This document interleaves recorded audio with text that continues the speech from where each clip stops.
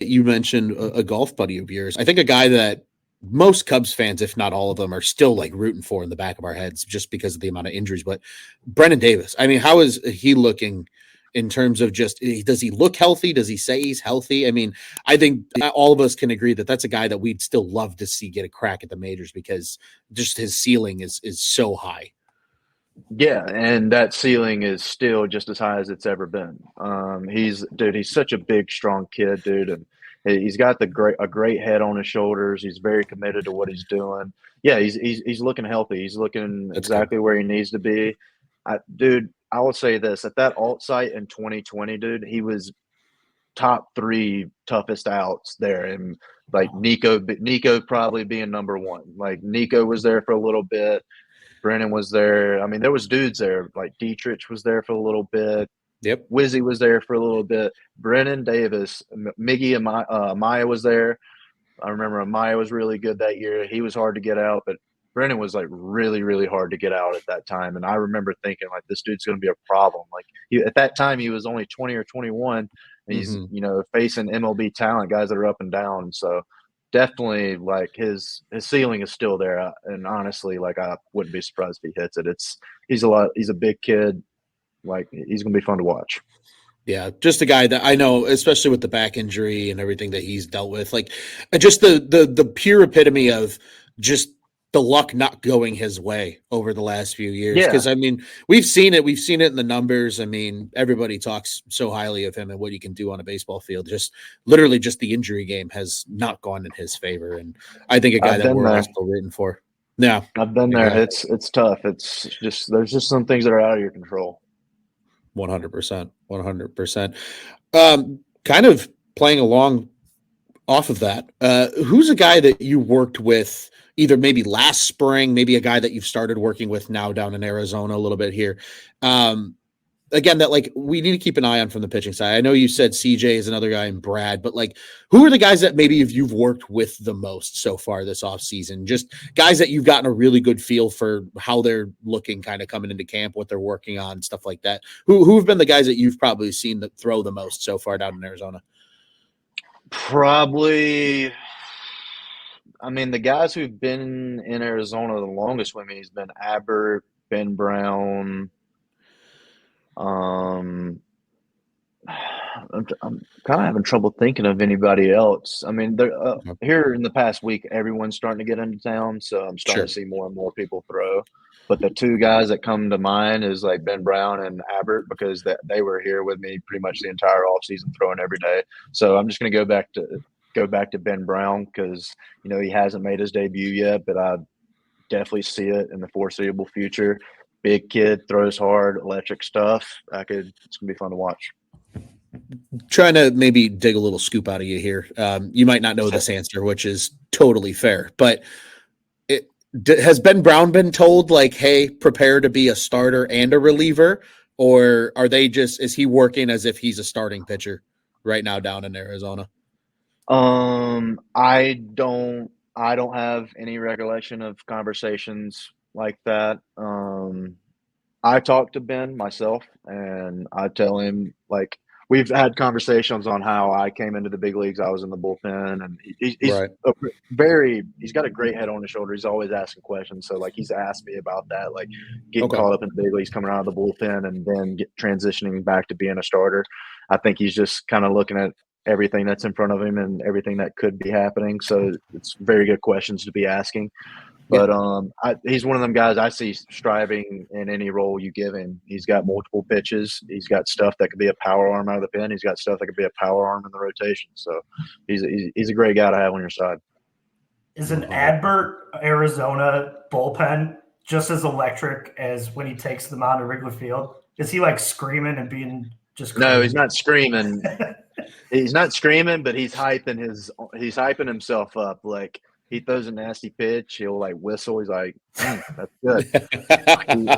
he does it for everybody else. He hypes other people's bullpens up too. He's a good hype man. He's a good hype man. But his bullpens are electric. Anytime he touches the mound, his stuff's sharp. And I can't really say that for myself. There's times I touch the mound, I'm just like feeling stuff over the strike zone. Get a good feel, get off, touch it, and go type deal. But every time he touches the mound, it's really good. Yeah, I was gonna say. I mean, as electric as the Jordans he was wearing at Cubs Con, man, those were nice. Yeah, his 2 games always on point. Good old average. Tyler, go ahead, my man. You're on mute, buddy. Good now? Okay. Yeah. Tyler or Joey down there? Yeah, exactly. We talked about this last year, and I know it's something that you take a lot of pride in, I think. Corbin Burns was recently traded out of the division. Are you upset at the difficulty of possibly having a pinch hit appearance against him now? Like, I mean, if we're facing the Orioles and we need a hit against Corbin Burns, you know, like, are we going to see it? I mean, people around the Cubs facility at this point in time in my career know I can swing the bat a little bit. Yeah. But if it was ever going to happen, it was probably going to be last year when he was still in the division, and I would have actually had a chance to get in there and face him. It didn't happen, so it's hard to really see that happening at this point. But I mean, dude, I miss hitting. I'm one of them pitchers. I'm one of them annoying pitchers that enjoys hitting, and it's so much fun. It's a side of the game that I really enjoyed, and I really miss it. Hey, I don't think any Cubs fan is going to think that's weird because the Cubs have had just a history of guys that could rake with from the pitcher spot. I mean, Big Z was a hell of a hitter for his time. The Cubs have good draws on that. The Cubs could have their own home run derby with like former Cubs. 100%. It'd be awesome. Arrieta would probably win. I was around to see Arrieta's BP. It's crazy. Yeah. Kerry Wood. I remember Kerry Wood hitting bombs too. Zambrano. Travis Wood used to hit a bunch of bombs, man.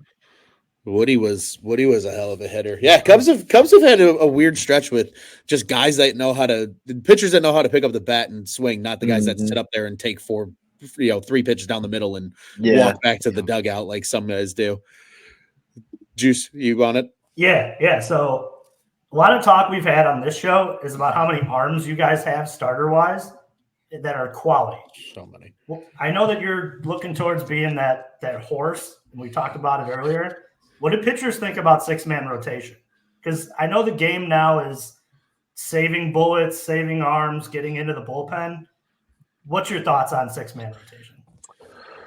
I don't really have a specific thought on it. I think it could make sense in different situations for, specific teams. Like if you have a bunch of quality guys and you kind of need the innings, like say you have some guys who haven't necessarily hit that over 150 mark, you might want to open the season with a, 6-man or something.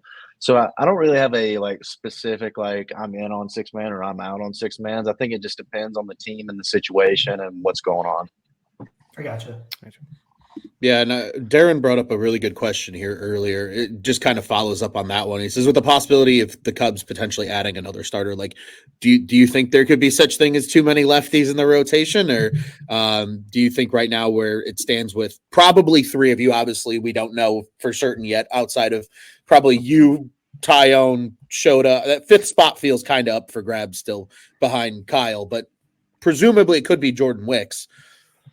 Is that too many lefties in your eyes, or do you think that's you're just I don't think so in our situation, just because I would say me and Shota aren't your prototypical stock lefty pitchers. Okay. I would say there's some other guys who kind of fit that, but me and him specifically, I wouldn't say we fit that. So that it's not like you're just facing another lefty. It's a lefty with cuts, a lefty with ride, good slider, good change here. So yeah, I think with our rotation, you can't it doesn't really matter. But I think if you have too many lefties who are very similar, then yeah, you could run into a problem. No, that totally makes sense. And we kind of made the joke a little bit earlier about Hendricks and Mills. So, same ideology kind of applies there. Tyler, go ahead, buddy. Yeah. Justin, you talked about it a little bit earlier about saving bullets, playing catch with a purpose, throwing with a purpose, stuff like that. You see a lot of young pitchers today on social media constantly focusing on velocity. You see all these videos of these kids that are hitting 93, 94, 95 and all that kind of stuff, and which it's impressive.